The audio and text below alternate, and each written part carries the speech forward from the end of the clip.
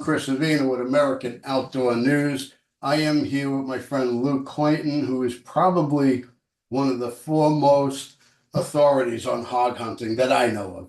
Luke, thanks so much for coming on. Well, thank you, Chris.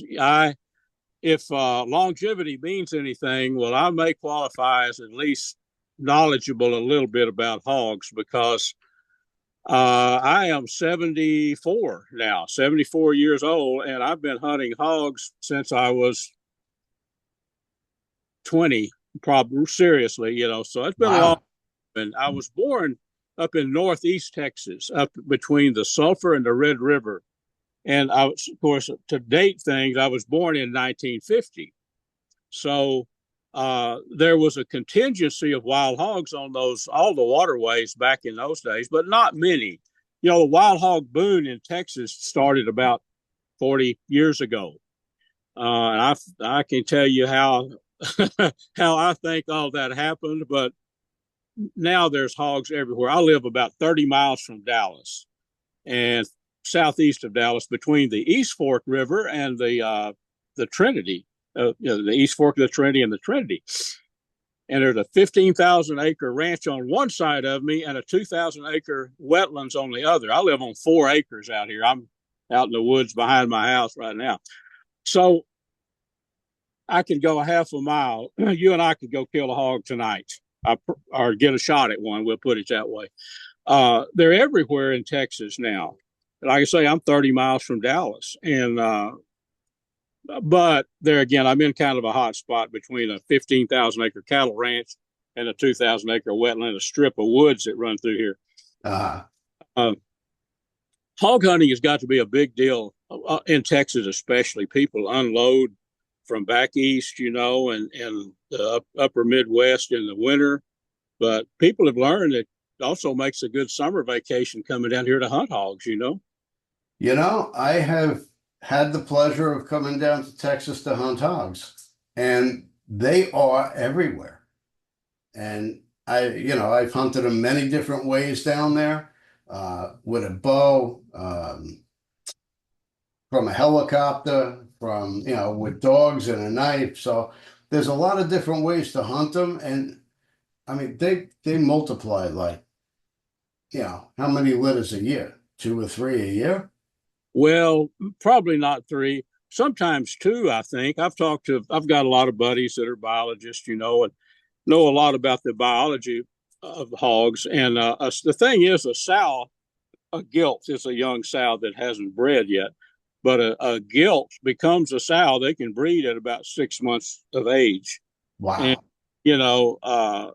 as they say, you do the math, they're going to have 6 to 8 piglets every 3 months or so, so their numbers, that's the reason that their numbers are. And a lot of people think that wild hogs are not smart. And that is not the case, they're probably, the biologists tell you that they're probably one of the most intelligent of animals. And Chris, if you've hunted them here in Texas, you know that. And you probably hunted them other places too, but no, a wild hog is an extremely intelligent animal. People say they can't see. Well, they can see, and they can see very well. I'm going to tell you, I think the misinformation there is, think about a hog. Even a big one is going to be low to the ground. They're not tall. They're not tall animals. They're fairly low. They're going to be in some kind of cover. So they're not like a deer that can stick their head up and look way off. Their vision is really, really good. They pick up on movement quick. A test one time, a buddy of mine has a hog hunting ranch in East Texas, and his house is about 500 yards from a pond dam out there. And we had baited that pond dam. We were going to go in by boat that night and shoot them out of the boat. We'd baited corn along that pond dam. And he says, "Look, Luke, they're already coming out. They came out during the daylight early. And I want to show you something." He said, "Everybody says hogs are half blind. I'm going to show you." So he takes had a white T-shirt, and we're 500-600 yards from this pond dam. He takes that thing and starts waving it over his head. Those hogs were gone. I mean, in a flash. So I'm not saying they can see like an eagle, but they can definitely pick up your movement in the woods. So, Sure. uh, hogs remember that, you know. Well, they're not much different than domestic hogs. And domestic hogs, you can, they'll know their name. They'll come when you call them. Uh, Smart animals. They're teachable just like any other domestic pet. So translate that into a wild hog, all their senses uh, come to life, so to speak. Yes, sir. They do. I being old school, and see, to me, I've always looked at hogs as a valuable commodity, a valuable meat source. And that goes back to the way I was raised. I was raised on actually a poultry farm. My dad raised broiler chickens by the thousands when I was a young person. Well, he'd always raise about 10 hogs a year, and we would butcher a couple of them, and then he would sell the rest, for to neighbors or whatever for meat. So hogs have always had a concentric value to me. I've always said, hey, these things are valuable. Well, then when there were enough of them to hunt, I was thrilled. Wow, man, I can get my pork out of the woods now. So that was back here when they were real common, say 45 years ago. But I've always had a problem, with the fact that you'll see a trailer load with 20 hogs. Look what we shot last night. Well, I get it. That's eradication, and that Yeah. you have to thin their numbers. Hunting alone will not do it, Chris. Everybody knows that. The most efficient way to control them is trapping. No question about that. Helicopters, yeah, you can shoot a bunch with helicopters for sure. You've done. I've never done that, but you can. But you also can move them around a little bit, right? You're not going to kill them all, but Yeah. trapping. I've got a buddy that's the Kaufman County where I live, the hog buyer. He's on Facebook, Kaufman County hog buyer, Stephen Wall. And I had hogs in the front yard every winter. There's a bunch of oaks right in front of where I'm at here. There are tons of oak trees and there were a lot of acorns. We had like 10 to 15 hogs every night out there. Well, I kind of liked it. My neighbors, they thought, whoa, Luke, you got these hogs. We got to get rid of these things. Well, I killed a couple with an big bore air gun right in the woods up here on front of my house. My neighbor, I said, I kind of like having them here. Oh no, Luke, we got to get rid of these hogs. So I called Stephen where I'm going with this, and Stephen Wall, he set up his round pin trap with a cell phone activated trigger, with Uh-huh. a camera, and he watched and he gave me access to it too, so I could watch it on my cell phone. Well, 2 or 3 nights, the hogs would come up. They'd circle that. There's an older sow and two sows, younger hogs. They'd circle that pen, but they would not go in. About the fourth night, I wasn't watching my camera, but Stephen was. The sow ran in, and there was both sows, and there was I think there was 15 or 18 hogs in that pen. He hit the button on his cell phone and dropped that hammer. So those hogs, I was thrilled with that. Those hogs go to his holding facility. He has a licensed holding facility by the state.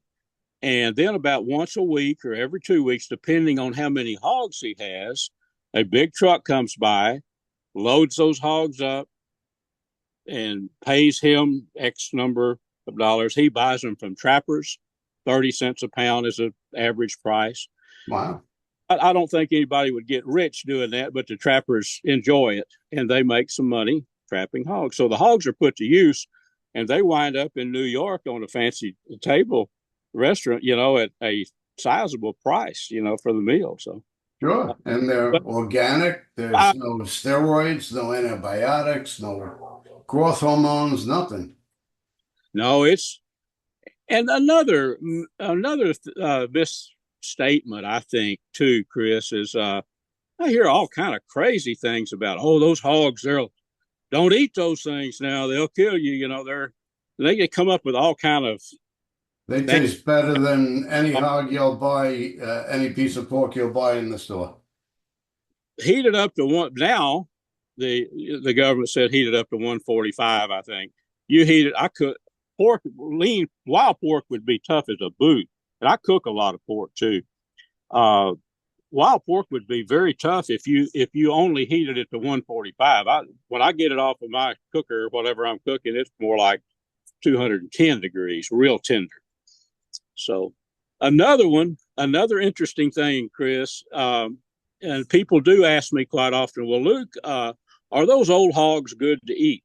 You know, I came up with the perfect answer on that one.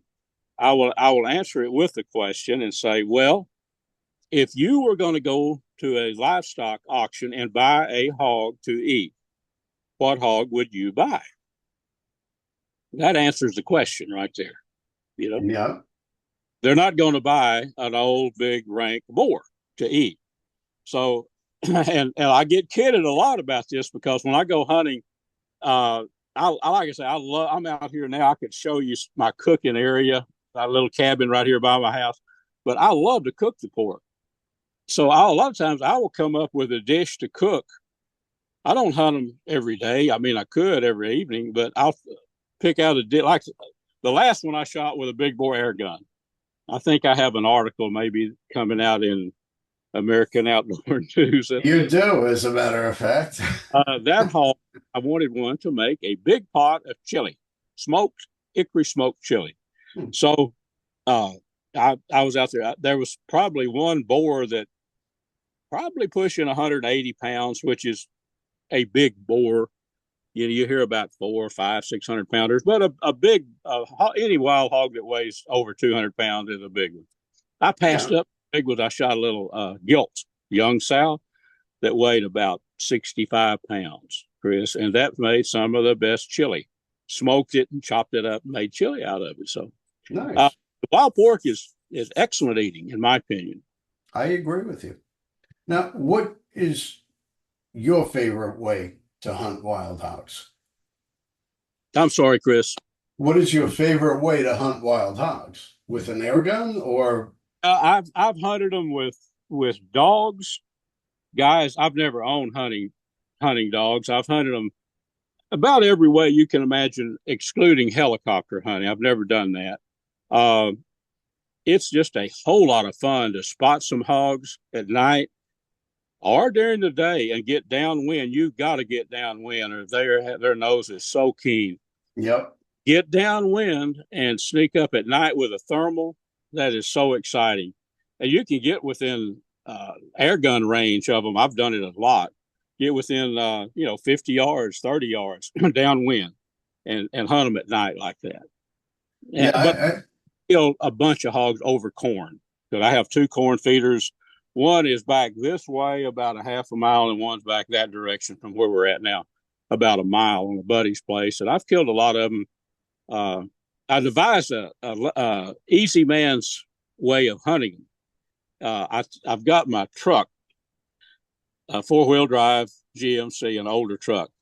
So I cut a little hole in the brush, and just where I could pull the truck in there from about 50 yards from a corn feeder, right? So I need not say more probably.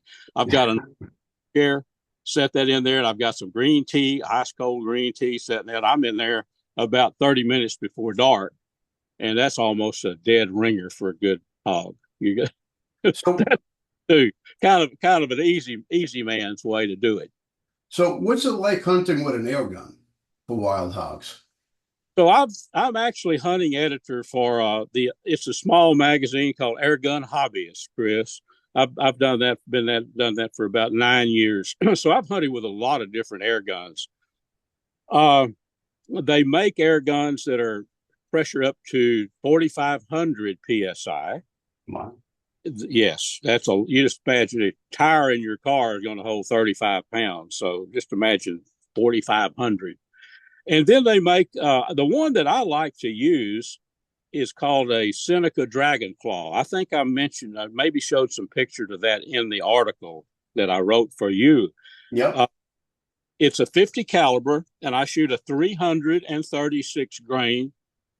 I would say bullet, but the proper term is pellet. A 336 grain pellet. How about that? And so it'll shoot that hunk of lead, let's call it that, about 700 feet per second, give or take. That develops, if you do the math, that develops about 330 foot-pounds of energy. Mhm. Now, that is 3,000 psi, and that's all it will pressure. That's plenty. Now, that gun, it will shoot that hard round, hard enough to kill a hog or a deer probably 6 times or maybe more. But there are air guns that pressure to 4,500 that shoot two extremely powerful shots that will develop, say, 600 foot-pounds of energy. But I like mine. It'll get the job done. I just would never shoot any animal over about 60 yards is my max, and usually most of the hogs I kill are 50 or a little closer. So air guns are a lot of fun. As an old outdoor rider, I hunt with a bow and center fire and a muzzle loader and everything. But I really do like to I call it play with the hogs with these air guns. They're a lot of fun. Now, just to put it in perspective so people could have a visual, these pellets, they're slugs. They look like kind of like a shotgun slug. I've got some over in the truck. I wish I had some to show you. Yeah, they're just if you can imagine a sabot, we call them sabots down here in Texas, but a sabot, a hunk of lead, 50 caliber that weigh Exactly. well that you can get them on bigger than 336, but that's a pretty good sized chunk of lead. If you can imagine that whistling along about 700 feet per second, I mean It, that's a substantial whack when you hit one. it's very similar to what you're putting inside a muzzle loader. Yeah, it's not near. Honestly, it's not nearly as powerful as a muzzle loader. It's not. Yeah, But but as a visual for this pellet that you're using is similar. oh yeah, it is. Yep. Now, you co-wrote a book with Larry Rizoon about wild hog hunting. Yeah, Larry and I, we've been buddies for years. Of course, everybody's a friend with Larry. But we spend a lot of time together. And Larry's been on my radio show, which is a podcast now, Chris, but it's on 40 something different radio stations called Catfish Radio. The podcast, after it airs each week, it becomes a podcast for about 50-minute long podcast. Uh, Catfish Radio with Luke Clayton and friends. But Larry's been with me almost 17 years, every Saturday. Wow. Larry and I just finished recording next week's show earlier this morning. But yeah, the book, Larry's hunted warthogs, and I've never been to Africa and probably never will go, but I've learned a lot about it for having friends like, you guys that have been. But it covers a little of everything. My part of it is more or less nuts and bolts, patterning hogs and different ways to hunt them and things like that. Some recipes in there. I spent some time. Larry wanted me to do the cooking part, so I wrote some ways of cooking pork and things like that. Yeah, it's a fun book. It's pretty thick, a lot of information in there, and it's available if you don't mind. LarryWysoon.net. LarryWysoon.net. You can get it there. You can get it through catfishradio.org. Okay. If you're thinking about hunting hogs or even if you're an experienced hog hunter, you probably pick up some tips. Now, as a hunter, it don't matter what you're hunting. Every time out in the field's a learning experience. If you're hunting with somebody new, you'll pick up a new tip from them, or just from observing out in the woods. It's an ever ongoing learning experience. Absolutely, no doubt about that, Chris. But I have so many tales of hunting. 30 years ago, there's a 45,000 acre cow calf operation in Northeast Texas. Well, I still write for a bunch of newspapers, an outdoor column. I was doing the same column back in those days. So the ranch manager it was called the Brosico Ranch, and it was right on White Oak Creek. And I had more adventures with the two guys, Damon Hodges and Wade Cobb was their names. And the only way you can describe these guys were salty. These dudes were I mean, they were all about hunting them with hogs, dogs, and horseback. But I was back on the Brosico one time, Chris, probably 10 miles from the nearest road. I mean, 45,000 acres, and we were up on the north end of it on horseback. And Wow. had the dogs out there, the strike dogs were going. I think I was leading the dogo, which is a catch dog. I had one of those on the long leash following the horse. Anyway, I thought, I don't know, I'm no surveyor, so I kind of know where I'm at a lot of the time. I asked Damon, we pulled up, taking a breather, giving the horses some water, I think. I said, Damon, how in the, have you ever been right here? And this was back in the middle of, no, he said, no, I don't think I have. I said, I didn't bring a compass. I don't know where in the heck I'm at. I can see the sun. I know we got to go east to get out to civilization. He said, I'll tell you how we navigate. He said, just be real quiet. Yeah, I'm sitting on it, of course, and I said, okay. He said, you hear that truck's way off in the distance. That was Interstate 30. He said, regardless if we head toward those trucks, we eventually come out of here. There you Wild, go. wild country, boy. Now, you have a show also with Larry, A Sportsman's Life. Yes, sir. We do that. That's fun. Jeff Rice is a good videographer. He's been my friend for a long time. Jeff has a little ranch up in East Texas. He give you an idea on probably 60 acres. He has 11 corn feeders going all the time. Wow. He gets in a remote area. Hogs, there are so many hogs. So Jeff Rice and I were doing a little show called A Sportsman's Life. This was like 5, 6 years ago, 6 years maybe. And Larry come down to hunt with us. And of course, Larry's been on TV shows. He knows a whole lot about videography, And he said, why don't I join you guys out? And let's call it, the three of us. I said, that's great. No, Jeff, he was all excited about that. So Larry's been with us about 5 or 6 years. And he's brought a lot of knowledge. Jeff just loves videography, and he's pretty good at it, really good. And he's learned a lot too in those years. But it's called A Sportsman's Life. It's on YouTube. Not so many people watch it on YouTube. Every week there's a new one. But Carbon TV, there's a lot of people that watch it on Carbon TV, and of course, my podcast for the radio show is also on Carbon TV. Well, you definitely made a big contribution to the outdoor industry in a lot of different venues with your writing, with your shows, with your radio show and whatnot. And we definitely appreciate that because we need the information out there. And it's people like yourself that help the next generation learn. That's true because, in reality, I'm blessed to be at my age. I'm still healthy and I can climb up in a tree. I'll do all this stuff a lot slower than I did 20 years ago, but We I can all do. climb up in a deer stand and, but how long are you going to do that? It's not too difficult to add 10 to 74. So, well, the good Lord willing, maybe I'll still be doing it, but you're right. Through osmosis, if nothing else, I've learned a world of things about the outdoors, a world of information. Anybody would.